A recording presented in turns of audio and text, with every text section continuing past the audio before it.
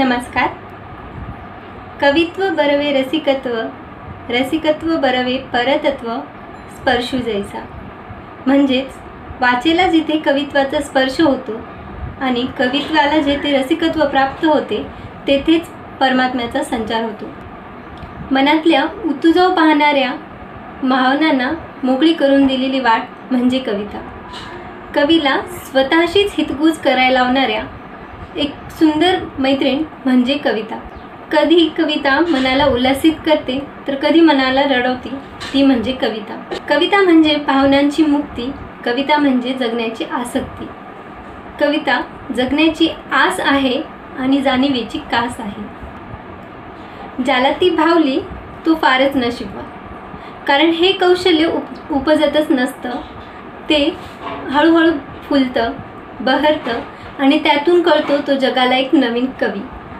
म्हणजेच जसं की इंद्रजित भालेराव, डॉक्टर जगदीश कदम, नारायण पुरी ही व यांसारखी अनेक प्रतिभावान कवी जे आपल्या कवितेतून काव्याचे भांडार खुले करून जगाला काव्यप्रतिमेचे दर्शन घडवतात. याच प्रतिभावान कवींच्या सहाय्याने आम्ही वेगवेगळे उपक्रम राबवत आहोत. मित्रांनो, सध्याची जी परिस्थिती आहे ती जगासाठी आणि आपल्यासाठी थोडीशी निराशाजनक आहे. सध्या कोरोनामुळे सर्व काही बंद आहे आणि त्यामुळे आपल्याकडे वेळच वेळ आहे. या वेळामध्ये आपण पबजी खेळून किंवा इतर सोशल मीडियावर टाइमपास करून वाया न घालवता तोच वेळ आपण आपल्या प्रगतीच्या दरवाजांवर नॉक करण्यासाठी वापरला तर मित्रांनो, आपल्याला मिळालेला हा वेळ आपण सत्कारणी लावून आपल्या व्यक्तिमत्वामध्ये प्रगती करावी यासाठी आम्ही श्री शारदाभवन एज्युकेशन सोसायटी संचलित यशवंत महाविद्यालय नांदेड येथील मराठी विभाग आणि कल्पक विद्यार्थी समूह यांच्या संयुक्त विद्यमाने काही उपक्रमांची मालिका सादर करत आहोत. यातील आमचा पहिला उपक्रम म्हणजे कोरोना काळातील कविता वाचन. यामध्ये आम्ही मान्यवर कवींच्या कविता सादर केल्या आहेत आणि ह्या कविता त्या मान्यवर कवींनी स्वतःच सादर केलेल्या आहेत.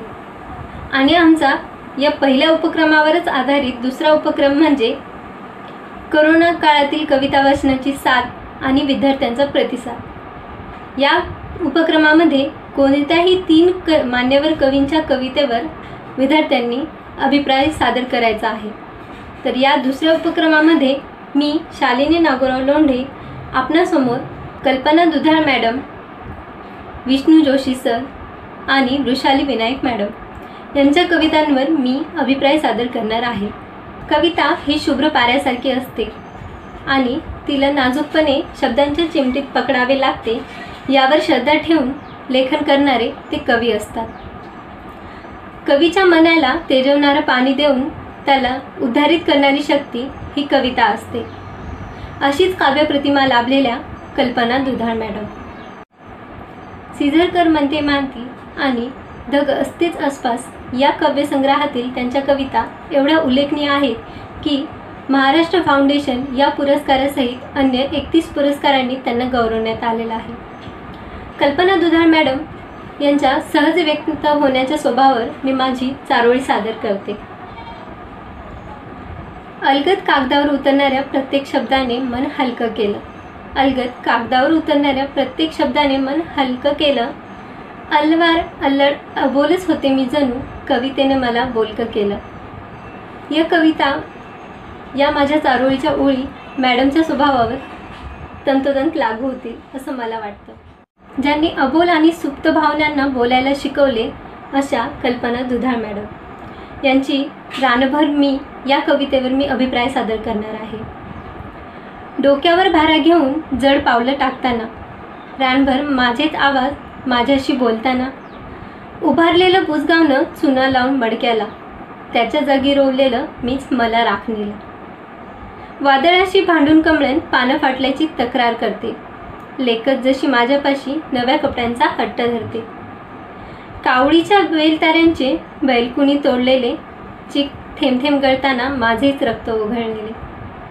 हादग्याच्या फुलांची सफेद कोयरी उलगडली, सासूरवाशीन गळ्यात पडून उसमसून रडत राहिली. उभ्या आडव्या काकऱ्यांमध्ये मीच माझा जीव पेरून उगवेल पहा कशी आता मी हिरवी लिपी होऊन. प्रस्तुत कवितेमध्ये कवयित्रींनी स्वतःला शेती शिवाराशी म्हणजेच रानाशी एकरूप करून टाकलेला आहे. त्यांनी शेती शिवारामधील प्रत्येक गोष्टीमध्ये जीव पेरला आहे आणि या सगळ्या गोष्टींमधून त्यांनी शेती म्हणजे शेतकऱ्यांच्या कुटुंबातील व्यथा मांडण्याचा प्रयत्न केलेला आहे. रानभर माझेच आवाज माझ्याशी बोलताना या ओळींमधून ते सुचवू इच्छितात की त्यांचं जीवन शेती शिवारांशी एवढं एकरूप झाले की त्यांना शेतीमधील किंवा रानामधील प्रत्येक गोष्टींमध्ये एक जीव आहे आणि जो त्यांचाच होऊन त्यांच्याशी संवाद साधतो आहे असे त्यांना जाणवते आहे. या पुढील कवितेच्या ओळींमधूनही जसे की उभारलेलं बुजगावनं चुना लावून मडक्याला त्याच्या जागी रोवलेलं मीच मला राखणीला, यातून शेतकरी जीवनाची त्या व्यथा मांडत आहेत. जसे की शेतामध्ये पिकाच्या राखणीसाठी बुजगावनं जागोजागी उभारली जातात, तद्वतच त्या स्वतःच्या राखणीसाठी उभं केलं आहे असं नमूद करू इच्छितात. या पुढील कवितेच्या ओळींमधूनही त्यांनी शेती शिवाराच्या शेतामधील प्रत्येक गोष्टींना संदर्भ घेऊन त्यांचा रूपकात्मक वापर करून कवितेला अगदी बहर आणलेला आहे. जसे की उभ्या आडव्या काकऱ्यांमध्ये मीच माझा जीव पेरून उगवेल पहा कशी आता हिरवी लिपी होऊन या कवितेच्या शेवटच्या ओळी आहेत आणि या ओळींमधून कवितेंनी निश्चय केलेला दर्शवलेला आहे की जरी अनुकूल परिस्थिती नसली म्हणजे सध्याची शेतीबाबतीत जी परिस्थिती आहे त्यांनी जी या कवितेमधून दर्शवण्याचा प्रयत्न केलेला आहे ती प्रतिकूल असली तरीही त्या पुन्हा नव्या उमेदीने उगवून येतील, बहरून येतील याचा निश्चय त्यांनी या शेवटच्या ओळींमधून व्यक्त केलेला आहे. रानभर मी या कवितेच्या माध्यमातून किंवा या अभिप्रायाच्या माध्यमातून मी हे मत माझं मांडू इच्छिते की शेती ही आमची माय आहे आणि शेती हीच आमची गर्भश्रीमंती आहे. कारण काही काळ म्हणजेच हा डिजिटल काळ जाऊ द्या आणि या डिजिटल काळाची दुष्परिणाम समोर येऊ द्या, या सर्व गोष्टींना फक्त एकच उत्तर देईल, ती म्हणजे आमची काळी माय देईल. शेतीत राबताना मळलेली नी घामाच्या शाईत डबडबलेली आईबापाच्या डोळ्यातील नवलाई एवढंच सांगत जाईल की या काळाला या सगळ्या गोष्टींना काळी मायच उत्तर देईल. यानंतरचे कवी आहेत विष्णू जोशी. विष्णू जोशी यांनी 2010 मध्ये काव्यग्रह ही वाङ्मयीन चळवळ सुरू केली आणि अवघ्या 10 वर्षांमध्येच तिचा विस्तार घडवून आणून तिला मराठी वाङ्मयीन नियतकालिकाचा बहुचर्चित चेहरा बनविले. विष्णू जोशी यांची माणसांच्या गर्दीतून घरी परत आल्यावर या कवितेवर मी अभिप्राय सादर करणार आहे. कविता आहे: माणसांविषयी काय बोलू, कसं बोलू, कुठवर बोलू. कथानक असावं गतिमान म्हणून खूप गोष्टी राहून जातील. आपण होतो कधी कधी आंधळे, डोळे असूनही विवेक बुद्धी निघून जाते दूरच्या प्रवासावर. पाळता येत नाही संयम आपल्यात जळून जातो आपण घाबरतो आपल्यापेक्षा दुबळ्या माणसांनाही आणि आपण येऊन पोहोचतो कोणत्याही गोष्टीसाठी शेवटच्या टोकापर्यंत. जगण्याच्या गर्दीत हरून बसतो आपण आपलेपण, स्वतःच्याच कक्षा वाटतात रुंदावल्यासारख्या आणि संकुचित विचार विश्वव्यापक झाल्यासारखे. नवीन तडजोडींना समजतो आपल्या अंतर्मनातील मूर्त स्वरूप. अंतरीचे भावे स्वभावे बाहेर येईल हा आपल्यासाठी तरी केवळ भासच असतो. माणसाच्या गर्दीत हरवून जातो आपण माणुसकीचा खोटा आणून. घरी परतल्यावर आठवतात खोटे भाव. संकट काळात सांभाळता येत नाही तोल. ढासळावी एखादी भली मोठी इमारत तशा ढासळतात अर्धवेट रुजलेल्या निष्ठा. प्रत्येक माणसासमोर वापरलेले शब्द निघून जातात स्वतःच्या शब्दकोशातून. गर्दीतले स्वच्छ चेहरे अंधुक होतात अल्पशा काळात आणि आपण थाटून बसतो आपलाच खोटा संसार माणसाच्या गर्दीतून घरी परत आल्यावर. प्रस्तुत कवितेतून विष्णू जोशी सरांनी माणसांमधली माणुसकी कशी हरवत चालली आहे हे नमूद करण्याचा प्रयत्न केलेला आहे. जसे की माणसांच्या गर्दीत माणूस शोधते मी या लेखाशी तंतोतंत जुळणारी ही कविता आहे असं मला वाटतं. आपण पाहतो समाजामध्ये ज्या काही गोष्टी घडतात त्या आपल्या डोळ्यासमोर घडूनही आपण त्या गोष्टींना रिॲक्ट करत नाही, आपण त्या गोष्टींवर व्यक्त होत नाही. कवितेत नमूद केल्याप्रमाणे माणसांच्या गर्दीत हरवून जातो आपण माणुसकीचा खोटा आवाहन. खरंच आहे, समाजामध्ये आपण वावरताना माणुसकीचा खोटा आवाहन आपणही वावरत असतो. सर्व काही आपल्या डोळ्यासमोर घडूनही आपण त्या गोष्टींवर रिॲक्ट करत नसतो. जसे की सरांनी कवितेमधून जी खंत मांडली आहे, माणसांमधली माणुसकी लोप पावत चाललेली आहे. विष्णू जोशी सरांनी मानवाच्या म्हणजे सध्याच्या मानवी जीवनातील प्रत्येक गोष्टींचं विवेचन केलेलं आहे. जसे की ते नमूद करतात की आपण होतो कधी कधी आंधळे डोळे असूनही, विवेक बुद्धी निघून जाते दूरच्या प्रवासावर. पाळता येत नाही संयम, आपल्यात जळत राहतो आपण आणि घाबरतो आपल्यापेक्षा दुबळ्या माणसांनाही. या गोष्टींमध्ये मला वाटतं सरांना हे नमूद करायचं असेल की समाजामध्ये ज्या वाईट गोष्टी घडत आहेत त्या गोष्टींवर आपल्याला जेव्हा बोलायला पाहिजे तेव्हा आपण बोलत नाही, व्यक्त होत नाही आणि आपण मुकेपणाने म्हणजे आंधळे होऊन सगळं काही सहन करत असतो. ही खंत विष्णू जोशी सरांनी या कवितेमधून व्यक्त केली आहे. जगण्याच्या गर्दीत हरवून बसतो आपण आपलेपण, स्वतःच्या कक्षा वाटतात रुंदावल्यासारख्या आणि संकुचित विचार विश्वव्यापक झाल्यासारखे. या कवितेच्या ओळींमधून ते नमूद करू इच्छितात की आपल्याला स्वतःचं जीवन एवढं मोठं वाटत आहे की समाजामध्ये कोणत्या गोष्टी म्हणजे समाजामध्ये काय घडत आहे याकडे आपलं दुर्लक्ष होत असतं. हे सगळ्यांच्या बाबतीतच होतं. हे म्हणजे ज्या समाजामध्ये आपण वावरतो आहोत तो समाज म्हणजे आपल्यामुळं आपणच त्या समाजाचे अंग आहोत आणि आपल्याला सर्व गोष्टी दिसत असूनही आपण आंधळे बनतो आहोत. मित्रांनो, आपण पाहतो आहोत किंवा आपण ज्या समाजामध्ये वावरतो आहोत तो समाज किंवा त्या समाजामध्ये वावरणारी माणसं ही मुखवटाधारी आहेत हे सर्वांनाच माहिती आहे. त्या समाजामधले आपणही एक अंग आहोत. आपल्याला कळतं, जाणवतं सगळ्या गोष्टी. विष्णू जोशी सरांनीही या गोष्टी नमूद करण्याचा प्रयत्न केलेला आहे. जसे की समाजामध्ये ज्या काही वाईट गोष्टी घडतात किंवा ज्या गोष्टी नको घडायला हव्यात त्या घडतात, त्यावर आपण काही भाष्य करत नाही आणि मग ज्या गोष्टी घडून गेल्यानंतर मग त्यावर आपण खोटं आव्हान म्हणजे त्या गोष्टींचं रडगरानं घेऊन बसतो. विष्णू जोशी यांची कविता ही माणसांच्या हरपत चाललेल्या माणुसकीवर भाष्य करते.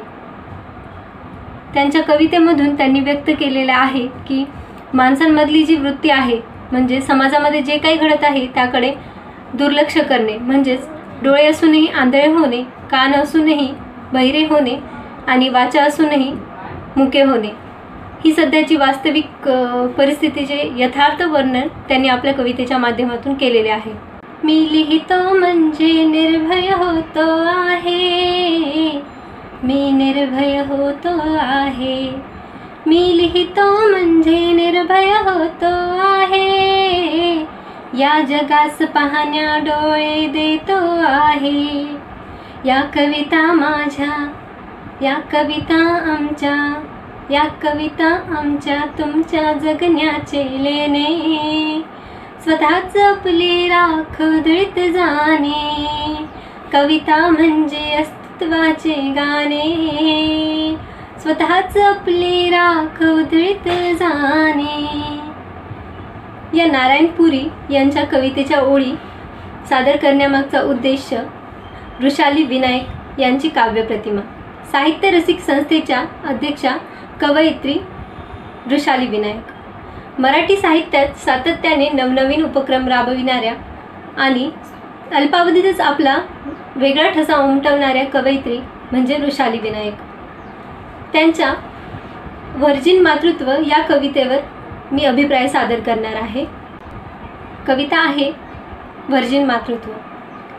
फार तर 4 मासांची ओळख तुझी माझी, मी तुझ्यात रुजले काय न तू माझ्यात, वाईस वर्षा अनुभव सारखाच. ओटी पोट तरारलं न एका रात्रीत वात्सल्य झिरपलं, असं कधी झालं नाही. तू बिलगलीस मायेनं, कुशीत विसावलीस अन स्तनात्र दुधाळली, असंही अजून घडलं नाही.